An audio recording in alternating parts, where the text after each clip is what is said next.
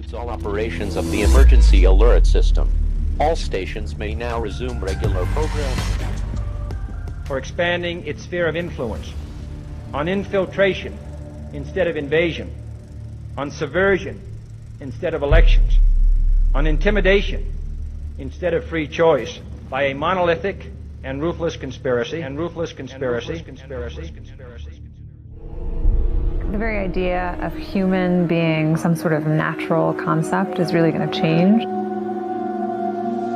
Our bodies will be so high-tech we won't be able to really distinguish between what's natural and what's artificial.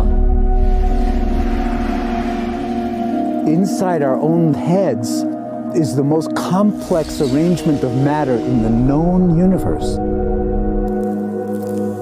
You might ask yourself, can we get to be superhumans?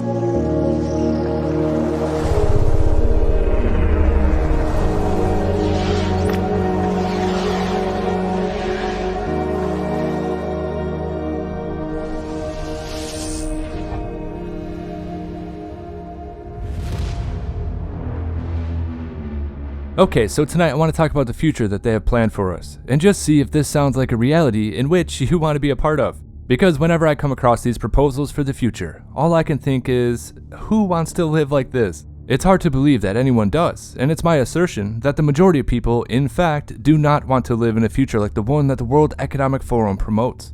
And perhaps most people just don't know that's the direction we are heading in. It's kind of like, I don't know, a normalcy bias combined with some sort of immediacy bias seems to be deeply rooted within our psyches, because there are a lot of people who aren't looking 20, 30, 50 years ahead. And it's about time we do, otherwise it will be too late. If we stay short-sighted, ourselves and our future family members will be stuck in this authoritarian digital dystopia.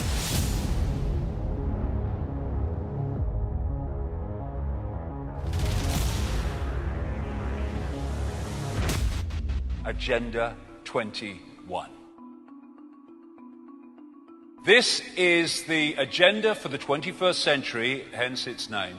These are from its own documents of various kinds. Agenda 21 involves this: an end to national sovereignty, state planning and management of all land resources, ecosystems, deserts, forests, mountains, oceans and fresh water, agriculture, rural development, biotechnology, and ensuring equity, i.e. equal slavery. People told what their job will be, major restrictions on movement, creation of human settlement zones, get to them as we go along, mass resettlement of people who are forced to vacate land where they currently live, dumbing down education, mass global depopulation in pursuit of all of the above. This is a map of America as desired and projected by the Biosphere Programs and World Heritage Program. And whenever you see diversity or sustainability or Agenda 21, they're just into connecting interchangeable terms. So the red on this map of America is designed to be core reserves and corridors with little to no human use. Can you imagine the numbers of people to be removed to make that possible? Then you've got all the yellow bits, buffer zones, highly regulated use. And normal use are just the green bits. Look at it across America, 300 odd million people. And the idea is to make vast areas of land, ban it from human use and human activity on the basis of saving the environment, when what it is taking it all over for the less than 1%. What they want to do is concentrate the masses in high-rise, ultra tiny boxes where they can be under surveillance 24/7. So they want to keep the world's population in high-rise, ultra-tiny boxes under 24/7 surveillance. Now, no matter what you think of David Icke, he is on point regarding Agenda 21 and Agenda 2030. Anyway, let's see what they have planned for the world with Megacities. But let's begin with Saudi Arabia. For too long, humanity has existed within dysfunctional and polluted cities that ignore nature. Now, a revolution in civilization is taking place. Imagine a traditional city and consolidating its footprint, designing to protect and enhance nature. The line will be home to 9 million residents and will be built with a footprint of just 34 square kilometers.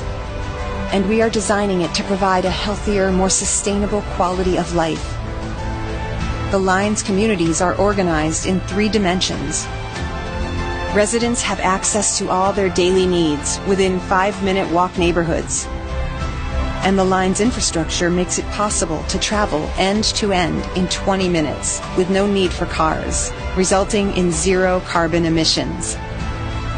By leveraging AI technology, services are autonomous, saving you time and effort.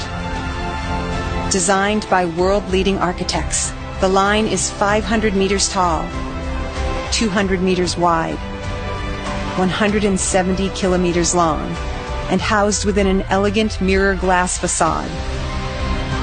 Intelligent solutions create efficiency and year-round temperate microclimate with natural ventilation. Energy and water supplies are 100% renewable. The line is designed as a series of unique communities, offering a wealth of amenities, providing equitable views and immediate access to the surrounding nature. With 40% of the world accessible within 6 hours, at the heart of the globe's key trade routes, a place for commerce and communities to thrive like nothing on Earth seen before. The Line, the city that delivers new wonders for the world. Now it's all about control, and we have talked about the Rockefeller document entitled America 2050, where they have the entire country mapped out into 10 mega regions. These regions are comprised of smart cities. This smart grid is currently being built, and in fact, the entire world is racing towards technocracy. And this includes the major religions. The Catholic Church is already steeped in green ideology and sustainable development, from the Pope down. China is already a technocracy. And it is not surprising that the Islamic world is following hard behind with plans to build the first fully automated and controlled supercity in the middle of a desert. However, it is still unclear if anyone is actually going to want to live there. It's a quote-unquote city of the future that has been tried with limited success in communist China, as well in cities within the nations of Canada, South Korea, Spain, and Singapore. However, that is not deterring them. These plans to roll out the megacity infrastructure is continuing. Welcome to the Line. It's a so-called smart city built on a 100-mile line capable of housing 9 million people. On the project website, the Crown Prince touts the Line, also called NEOM, as a place where there will be, and I quote, no roads, cars, or emissions. It will run on 100% renewable energy, and 95% of land will be preserved for nature. 95%. So yeah, you're gonna be stuck in the megacity. Anyway, they go on to say, again I quote, people's health and well-being will be prioritized over transportation and infrastructure, unlike traditional cities. Yes, all travel will take place in this city via high-speed rail, with end-to-end transit of 20 minutes. And as we were talking about, if you wish to travel outside of that perimeter, well, I guess you're out of luck. Perhaps it will work out for you if you know someone who's important, or if your social credit score is within the acceptable range. If your score is too low, you won't even be allowed on the government-provided mass transit. And yes, you will be condemned to a life within the 4 walls of your apartment. Residents of this city will live in a dystopian world of total surveillance, with sensors, cameras, facial recognition software, and biometric ID scanners built right into the grid. The Saudi Crown Prince estimates the cost of developing the city of NEOM at $500 billion. The Crown Prince has designed the city to deliver on all of the 17 sustainability goals cooked up by the UN. Yes, that is Agenda 2030.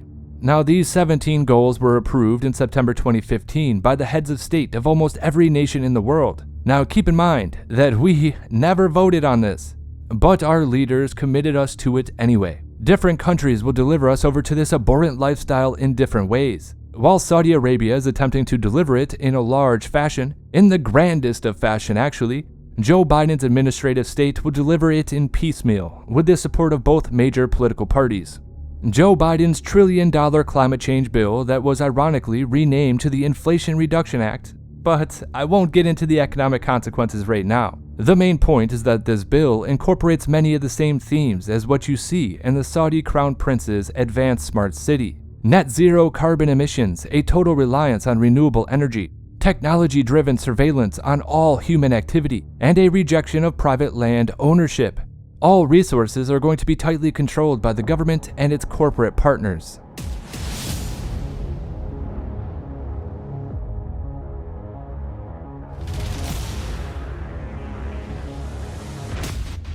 Now, every major US city and most smaller cities are moving in this direction, minus the fanfare of the Saudi project. With each and every federal grant that your city accepts, it inches closer to a smart city concept that you see in the above video. For example, even cities unable to totally redesign themselves into a vertical quote-unquote line will move towards the concept of no roads and no automobiles. The International Energy Agency has already been recommending that cities worldwide adopt a policy of mandatory car-free Sundays where people are not allowed to drive anywhere 1 day per week. And the World Economic Forum put out a policy paper on July 18, 2022, that removes all doubt as to where this influential globalist organization is trying to take the world. The World Economic Forum now openly calls for an end to private vehicle ownership.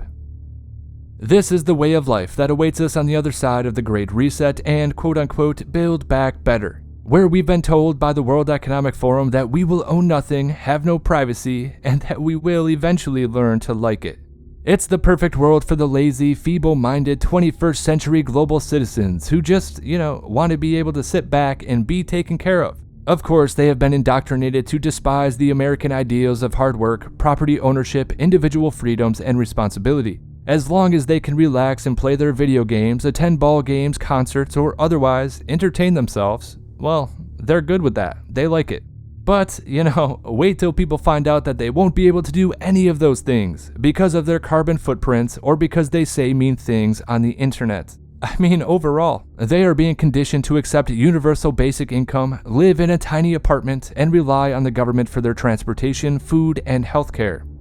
They are really pushing this idea hard and trying to convince people to not aspire to own a car or a house, let alone a few acres in the country. You do not need a crystal ball to see this is the direction in which all the nations are being herded, into a world devoid of automobiles, traditional single-family housing, and an actual plot of land where you're capable of growing a garden. I mean, they are even stopping people from having a well or even catching rainwater. All of those things will be forbidden in the smart cities that the globalists are designing for us. Now, California is ahead of the game. Its technocrat leaders are planning to start charging people for drawing water out of their own private well. And most of us already know about the insane laws that some states have in regards to rainwater.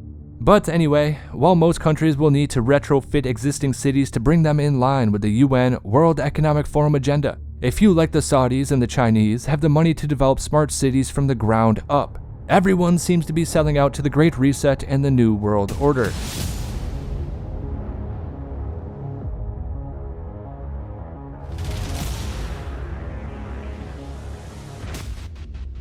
Ah yes, as the video says, the line, the city that delivers countless new wonders for the world. Well, I don't know. It's just crazy. Who wants to live in a future like this?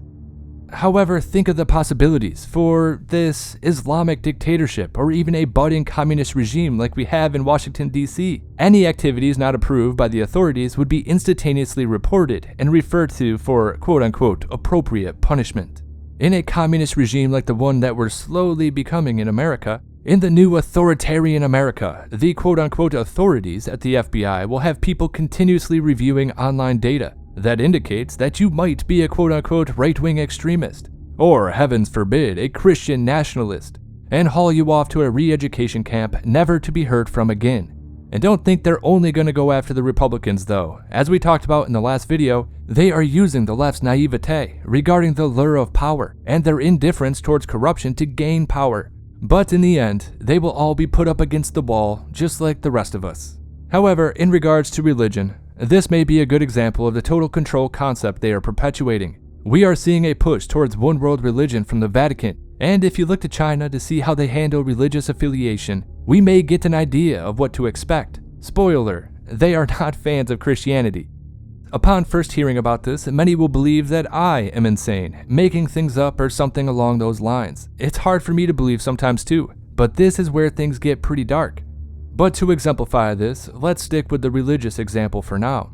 True Christianity that deviates from the approved one-world religion would now be on the list of things that one could not even think about without getting caught by artificial intelligence-based algorithms. Yes, they want algorithms to read your thoughts.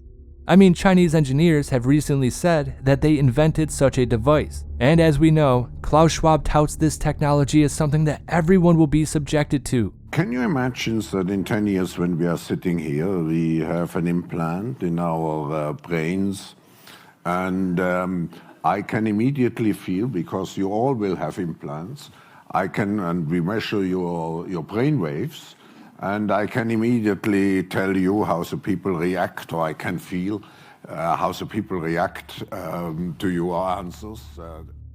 I know it sounds crazy. They want access to your private thoughts. Is this a future you want to live in?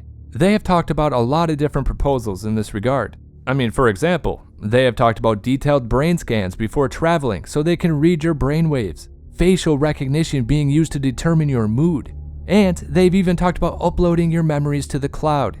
And if it's not any of those things, it's going to be some sort of Minority Report style pre-crime initiative. Your thoughts will no longer be yours. Again, is that a future you want to live in? Because I don't. That does not seem like a good time. You can see more evidence related to this highly controlled society all around us too, with things like this. So one of the pitches for the Megacity is that everyone would have access to all their daily needs within a 5-minute walk. I mean, this is a widespread agenda. Take Paris, for example. They came out with a video recently claiming that everything you need in the future will be within a 15-minute walk. They are trapping you. This is a trap. They are trapping you. Why do you think the World Economic Forum is coming out saying that the entire world needs to end private car ownership? They are trying to keep you local, stop you from traveling, essentially taking away your freedom of movement. They want you to stay within a 15-minute walk radius. Of course, within your megacity or smart city, and from your tiny, tiny coffin apartment. Now keep in mind that this is coming here as well.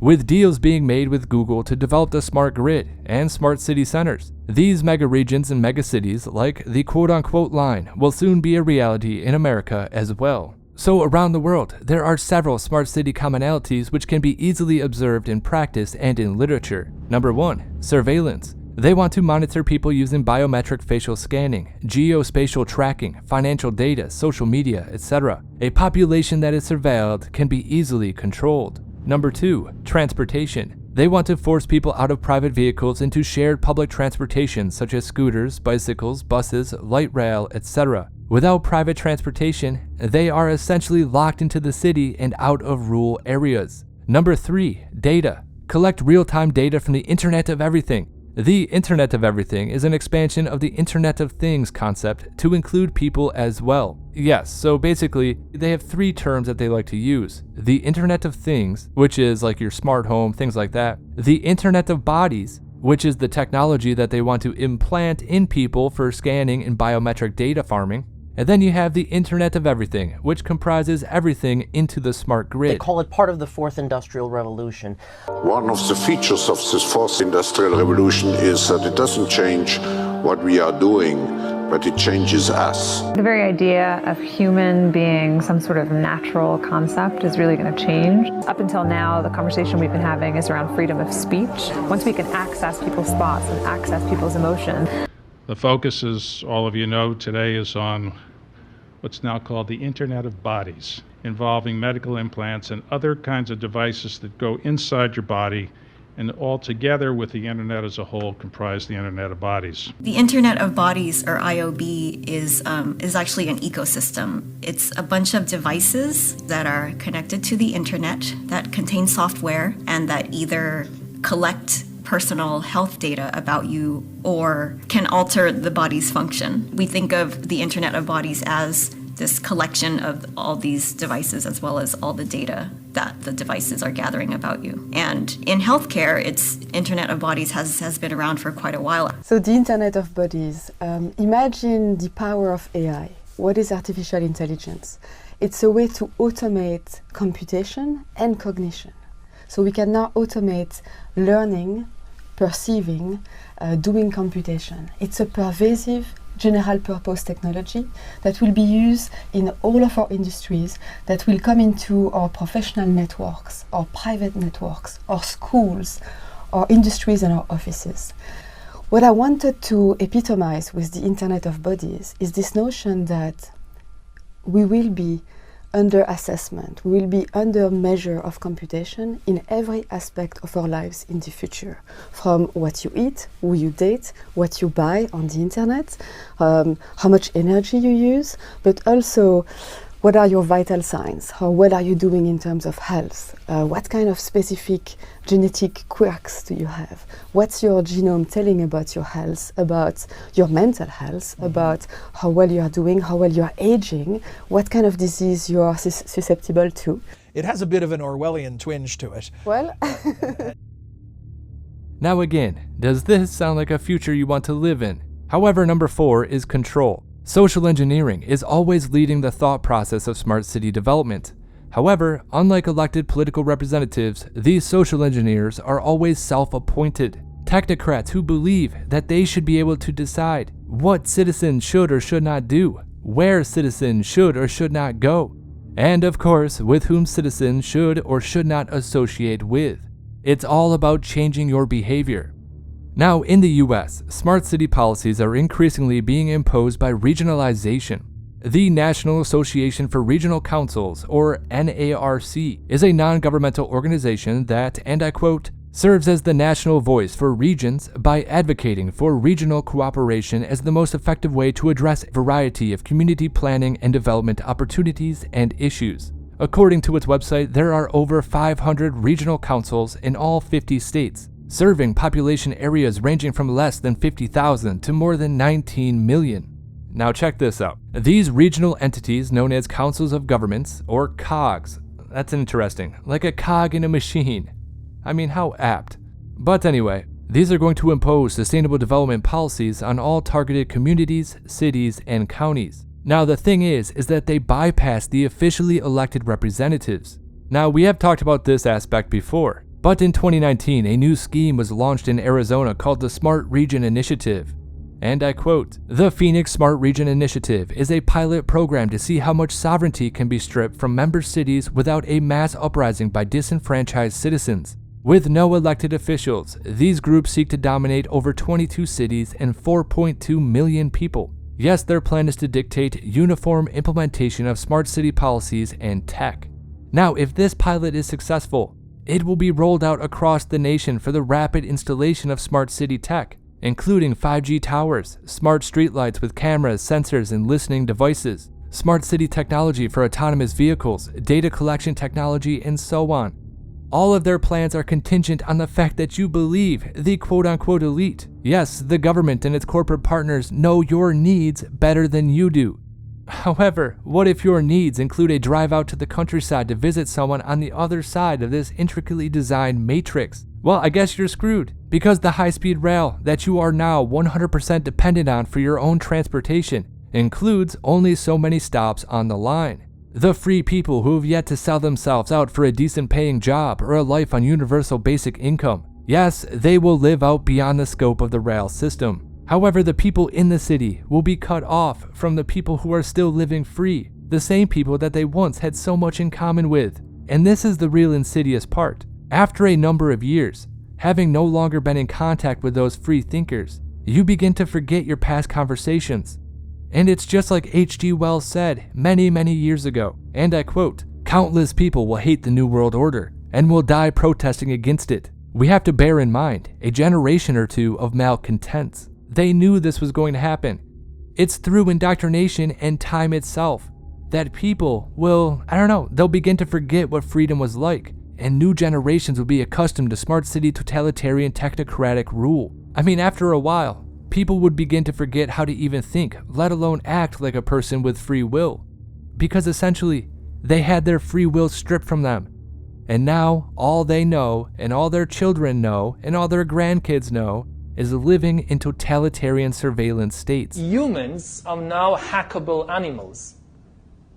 You know, the whole idea that humans have, you know, this, they have this soul or spirit and they have free will and nobody knows what's happening inside me. So whatever I choose, whether in the election or whether in the supermarket, this is my free will, that's over. Free will, that's over. That's over.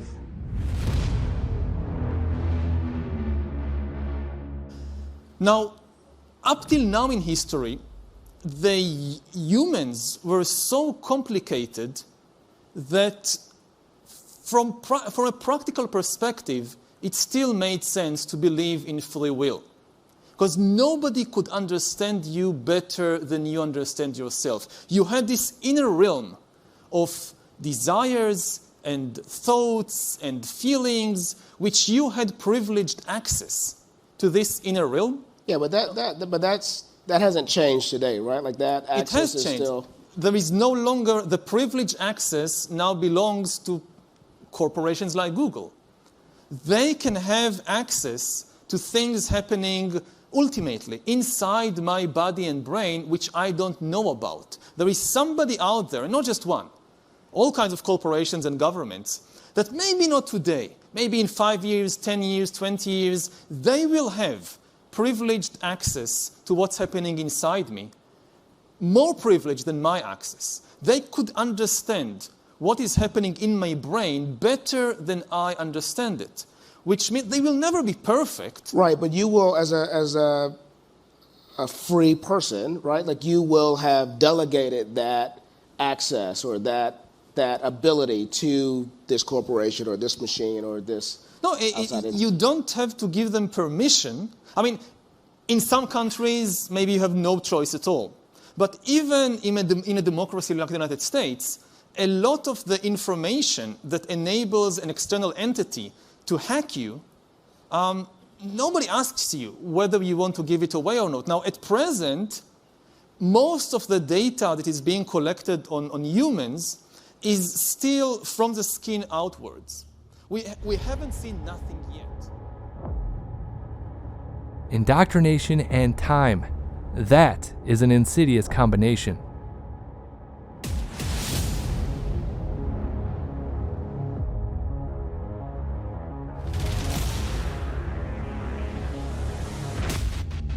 Okay, so let's say that they actually get this accomplished, and people begin to resign themselves to the inevitable, that they are now trapped within the 100-mile radius of your local smart city. However, if that is the case, well, that means that you must buy and consume whatever food is available within the walls of that city. Now, you begin to notice over time that the stores no longer carry traditional meat products, only vegetable-based protein and insects. And the crazy thing is, we are seeing this conditioning come out on a massive scale right now. We are seeing more and more celebrity endorsements of insects as food. People like Robert Downey Jr., Nicole Kidman, or even Angelina Jolie, eating bugs and trying to push this societal trend.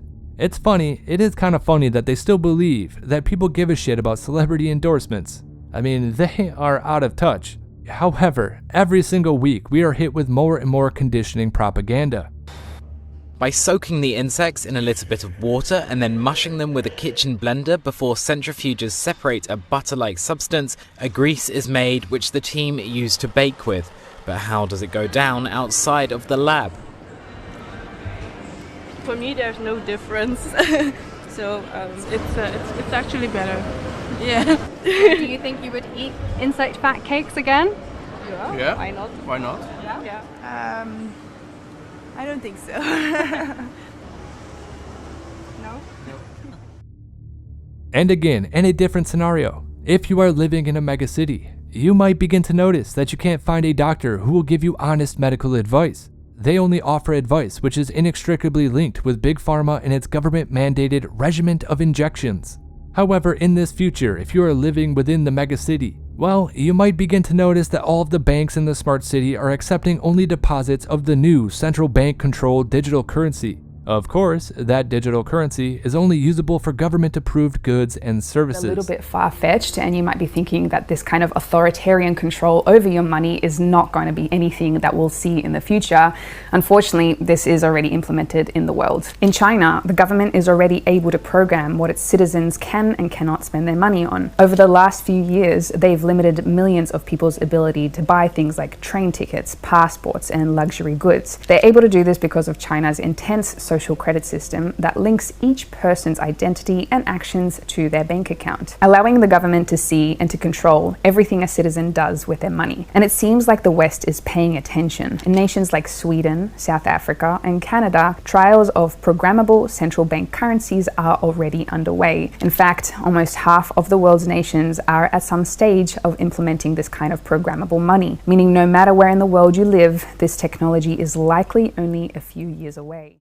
Okay, so how does programmable money tie in with the personal carbon limit? Well, it all comes down to whether or not you've gone over your monthly usage. And if you have, there are two possible case scenarios for that. The most openly talked about penalty for a person going over their individual carbon limit is that they'd simply get charged for doing so, just the same as what happens to large companies today. Taken too many car trips this month, or bought a little bit too much meat? In that case, you'd simply get a bill at the end of each month from your government, so you can pay the price of being a naughty citizen. As your entire carbon usage would be tracked by a government CBDC, there would be no way to hide how much carbon you've used. And since they now also hold the keys to your money, they won't even need to send you a bill for your excess usage. Potentially, they'll just automatically pull your fine from your bank account. Sound good?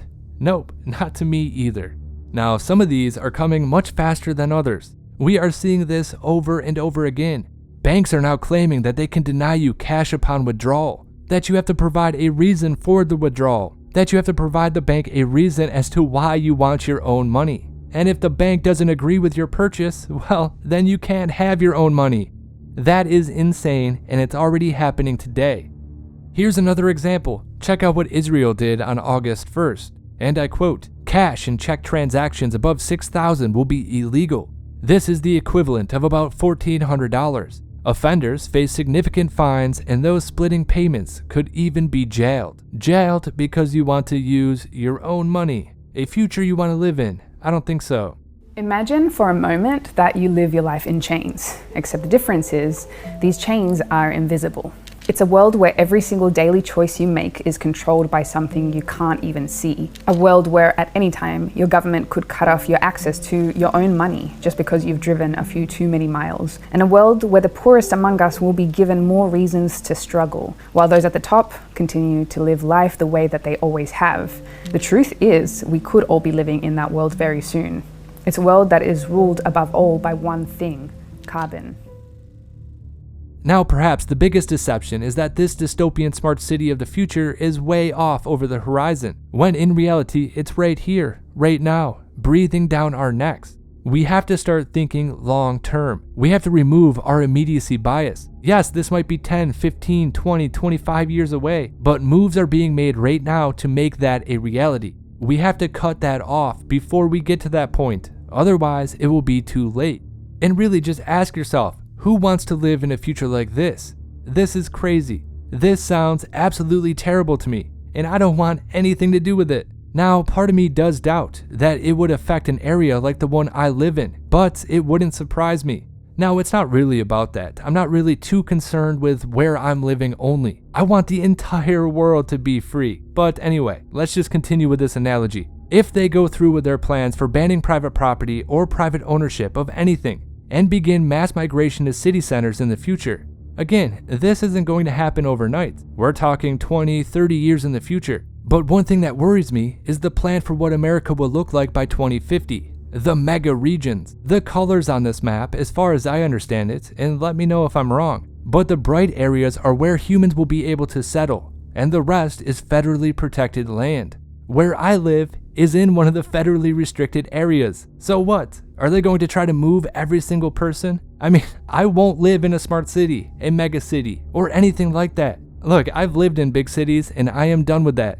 Never again. Visit? Sure. Stay for a couple weeks? Why not? But for sure, I'm getting back to the open air and real nature. No doubt about it. However, we do have to worry about the even more ridiculous plans though. As I have said many times, the mad scientists, the military-industrial complex, or the utopians are going to destroy us all. Yes, the World Economic Forum is pushing the Bill Gates plan of blocking out the sun to solve climate change. Nothing will go wrong. Don't worry about it. Anyway, in a recent TikTok video, the World Economic Forum suggested using a raft or space bubbles about the size of Brazil to reflect the sun's rays away from the Earth. MIT scientists claim that space bubbles could help reverse climate change by reflecting the sun's heat away from the Earth. The video begins, and I quote, "Scientists say cutting out just 1.8% of the sun's rays would fully reverse global warming. Or it could kill us all and send us into a perpetual ice age. But you know, who am I to say, right?" The World Economic Forum cautions its young audience though, assuring them that this future tech and the task of decarbonizing life on Earth is no less urgent an issue. And I quote, "The bubbles would be manufactured in space by robots. They would form a raft about the size of Brazil. This would be placed at a Lagrange point. This is a point in space where the sun and Earth's gravity balance each other out. This is what would put the raft in a fixed position. This kind of large-scale physical solution to climate change is called geoengineering," the World Economic Forum explains. And I quote again, "Several such ideas have been proposed, from spraying aerosols into the upper atmosphere to churning out tiny bubbles on the ocean's surface, all with the aim of reflecting solar radiation back into space." The World Economic Forum adds that the MIT researchers say, and I quote, that it might be too risky and have unintended consequences for the biosphere. Yeah, no shit, dude. And as mentioned, everyone's favorite expert Bill Gates has also recommended playing God and blotting out the sun in the past, positing the aforementioned polluting of our atmosphere with chemical aerosols. Surely, nothing could go wrong.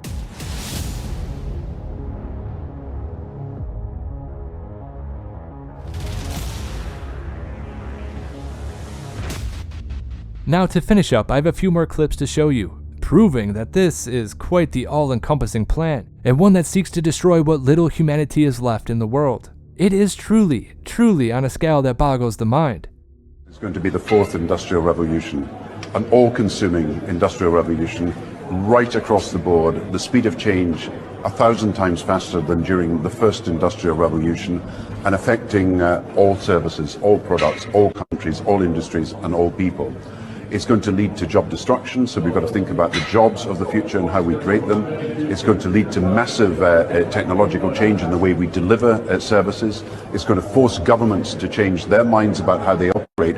And all this has been set out by Klaus Schwab in the speech he made in Abu Dhabi to the summit of the Agenda Council. However, they never tell you about the downside: complete subservience. Don't forget that this plan also consumes your right to speech. I mean, obviously. Yes, the World Economic Forum is getting pretty upset with people exposing their plans, and are still working at their global coalition for internet safety. Yes, Klaus Schwab's World Economic Forum recently proposed to automate censorship of hate speech and disinformation with AI, fed by subject matter experts. Well, well, well. We know that hate speech and disinformation will be described as anything that threatens their power. It goes much, much deeper than that though, as we know. However, here's a clip of Yuval Harari, the top advisor to Klaus Schwab. You said, "We are one of the last generations of Homo sapiens. Within a century or two, Earth will be dominated by entities that are more different from us than we are different from chimpanzees." Yeah. What the hell does that mean? That freaked me out. You know, we'll soon have the power to re-engineer our bodies and brains, whether it is with genetic engineering or by directly connecting brains to computers, or by creating completely non-organic entities, artificial intelligence, which is not based at all on the organic body and the organic brain. And these technologies are developing at breakneck speed. If that is true, then it creates a whole other species. This is something which is way beyond just another species.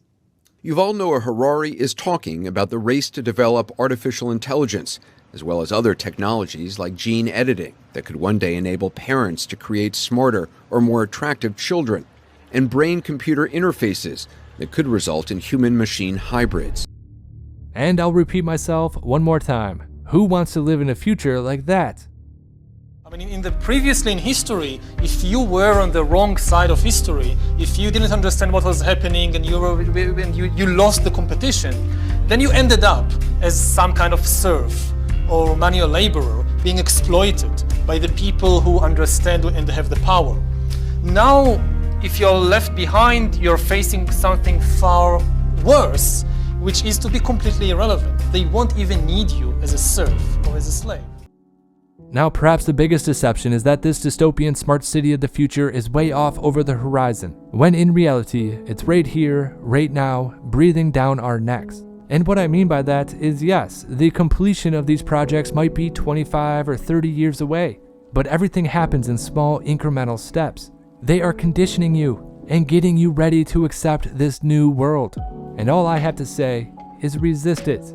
We have to start thinking about where we want to go in the future, what we want for humanity as a whole. We have to set aside our short-sightedness and begin countering these plans now. Otherwise, it will be too late.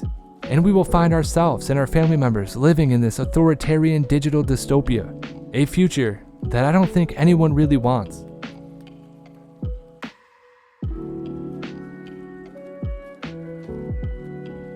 Once again, this is HelioWave. If you like the content, like, comment, and subscribe. Share the video if you want to. If you're in a position to, consider subscribing on Locals or Subscribestar. Yes, of course, make sure you disobey those true fascistas and resist the reset. But, as always, I do hope you have a good night.